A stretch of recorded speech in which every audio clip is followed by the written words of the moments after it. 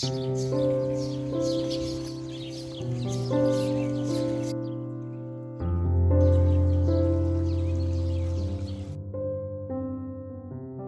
the last 5 years, I have planted about 50 roses in my garden, maybe a little bit more. So I love roses, and I used to be a floral designer, so I did a lot of rose arrangements. So with that in mind, my secret for buying roses is a little bit different than just looking at pretty petals. I want them to be workhorses. I want to be able to use them in arrangements. I love to make arrangements and take them inside and use them as part of my home decor. Now, in the wintertime, when we don't have roses here in the Midwest blooming out in the garden, I am heading to the grocery store or my big box store or a florist, picking up roses to arrange myself. And I'm going to show you an insider tip from my floral designing days on how to pick the best roses to bring home to enjoy for the longest amount of time. I also got my David Austin catalog this week in the mail, and I have not even opened it yet. I love getting this in the mail. This helps with inspiration. Okay, so we're going to want to look at this together, but we have a lot to talk about today. If you are wanting roses that have beautiful vase life, those may be different than the ones that you're actually using in your garden just to look at and enjoy out in the garden. So we're going to talk about those today. I'm going to tell you some of my favorites here in Zone 5. Also, we'll go over how to order David Austin roses online. Another one of my favorite places to order roses is High Country Rose online. And a lot of times we order them now in January. You need to order them now if you want something specific for your garden this summer because they'll be gone. They sell out pretty quickly. But first, let's take a drink of our coffee. It smells really good. This one is caramel. I have caramel Starbucks. Look at that. Isn't that beautiful? So the 2026 handbook. Now this is, I opened the page and it told me it's Olivia Rose Austin. And I have Olivia out in the garden. She is beautiful. She is very, very big though. Oh, here we go. So new for 2026, Penelope Lively, 3.5 to 4 foot, medium pink. The bloom size is medium. It repeats the flowers and it does have a fragrance, old rose and fruity, and its strength is 4 out of 5. So it would be a strong smelling rose. Yep, I have this one. I put this one out in my garden in the backyard, and then I dug it up, scepter to aisle, and moved it to the cut flower garden last year because it got so huge. So now it's in the cut flower garden in the back. And this picture I've always loved. Isn't that gorgeous? That just, if you are looking for a rose for your garden, just for your landscape, you just want to walk out in the yard and enjoy the beautiful garden. You're not really into cutting the flowers. You just want to enjoy them as they are on the plant.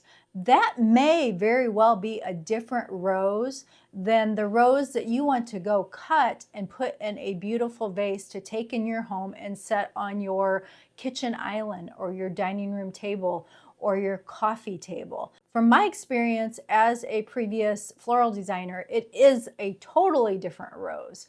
What I like out in the garden may not transfer into the vase and look as nice in the vase. So what I'm going to show you now are some examples in my actual garden. So the first ones we're going to talk about are roses that look good out in the landscape, but not necessarily in a vase. And my easiest rose, if you are a beginner rose grower, is that red rose in the background. That is a knockout rose. Now the secret to knockout roses, because they get a bad name, they're called parking lot roses, but you can see they look like old English roses if the secret is getting the double petal. The double petal is going to make it look like that old English rose versus if you just get a single petal knockout rose. So that's the tip on that one. You can grow those. They're disease resistant. They look beautiful in the landscape. The next one is Champagne Wishes. Now, this is a pretty creamy white rose, looks gorgeous out in the landscape.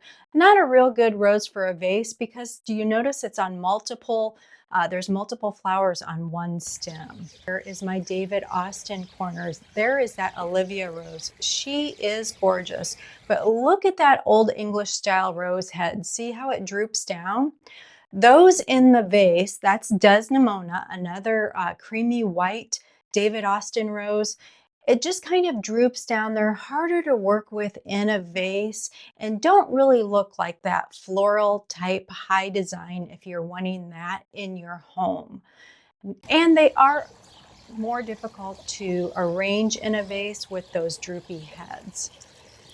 Now as we walk through my garden, one of my favorite roses that I think works really well, not only out in the landscape to look at, but also beautiful in a vase, is this grand floral. And it's called Sitting Pretty. Now I have 3 of these in my garden. And you can tell by the pictures and the video clips that these are mostly grown on a single stem.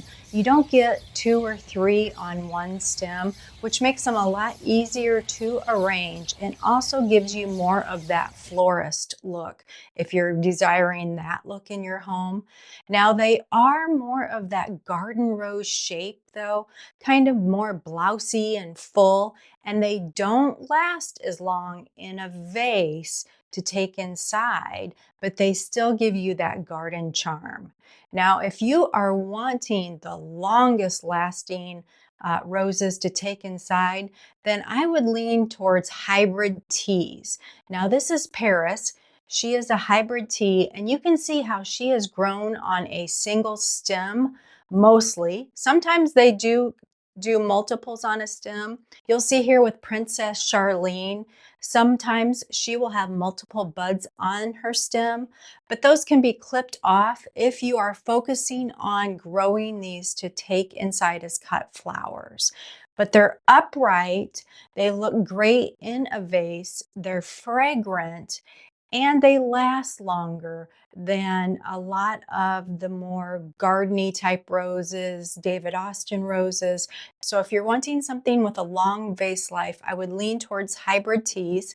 This is another one. This is Pope John Paul II. It's a beautiful creamy white big rose. Looks gorgeous in a vase. You can put them all together or put it in with your mixed garden flowers. Just beautiful, longer lasting, and you can put them on a kitchen counter or put them on a coffee table, wherever you want to set them. Now I want to show you some vases that I've taken inside with the mixed flowers, and you can see that I am really focusing more on those hybrid teas and grand florals when I take them inside. So now I'm going to take you to the grocery store because I did promise you that secret tip. Do you see on these grocery store bouquets how I am squeezing the rose? I'm giving the rose petals at the base of the rose petals a gentle squeeze. This is your secret weapon to let you know if you are getting the freshest roses. If that has a firm head when you squeeze it, it is going to last in your vase longer than if you squeeze it like this and it's kind of puffy and real soft. Those are going to have a shorter vase life. Now they do have their purpose. If you're wanting the longest lasting rose to take home to enjoy in your home, you're going to want to make sure that it has firm heads on it. But if you're having, let's say, a home party and you're having a dinner party and you want that garden rose, that blown open rose that looks so full and lush, then you're going to want to feel them and go for that softer feel because they're going to give you the maximum look in the vase of that garden rose, but you're going to have a shorter lifespan on them. Here's an example. Look at these peachy orange yellow ones. Those are what we would call fully blown. They're wide open. They're only going to last a couple days in a vase, but if you're having a dinner party or friends over and you want a spectacular vase look, those are the type that you're going to go for. So that is your secret tip to get the freshest flowers. Now let's arrange some flowers. I picked these up and you can see just by looking at them. You don't even have to touch these. But I will tell you that is deceiving. Sometimes garden roses will be open like this and they'll still have firm heads on them. So that's just the way that that flower grows. So you really do need to do that touch test at the store when you're picking your roses to get that firm head. Because some of this bunch had roses that were softer and some, even though they were open, were still firm. I'm cutting the roses at an angle to put in my tap water. Now I fill in a large vase like this that I'm using, this vintage vase, about halfway full of tap water. And then usually your flowers will always come with some floral preserve. So I put half of the powder packet in on this first day. So we're styling them in the vase. We are taking off any of the bottom leaves that would touch the water. We don't want any leaves touching the water because that will create bacteria and that'll give you a shorter life on your roses in the water. So make sure you take off those bottom leaves. It's always very important too to give them a fresh cut because as roses age, their stem will start to heal over and seal up again. Just like a wound on a person, how it heals up. Well, that's what that stem down at the bottom is doing. So if you do not cut those open, they will not drink the maximum water when you put them in your vase, and that will create a shorter vase life. Here I'm showing you how I peel off the outside petals. We call those packing petals in the floral industry, and they leave those on when they ship them. A lot of times you'll see they're bruised, they may have brown spots on them, they may be like crinkled, and so you peel off those outside petals to reveal the rose. Another quick tip is, as this ages out over the week, if you like your roses to look more like that tight bud florist rose, you just peel off those outside petals and it'll give you that look of more of the tight bud rose. Now in about 4 days, midweek, we're going to empty out our water. We're going to rinse out our vase. We'll refill it with fresh tap water. Add the rest of that floral preserve packet, the other half of that packet, and recut the roses. You must recut the roses at this point also because, like I mentioned, they're going to be healing back up and sealing up again. Isn't this a gorgeous arrangement to enjoy on the coffee table, on the kitchen island?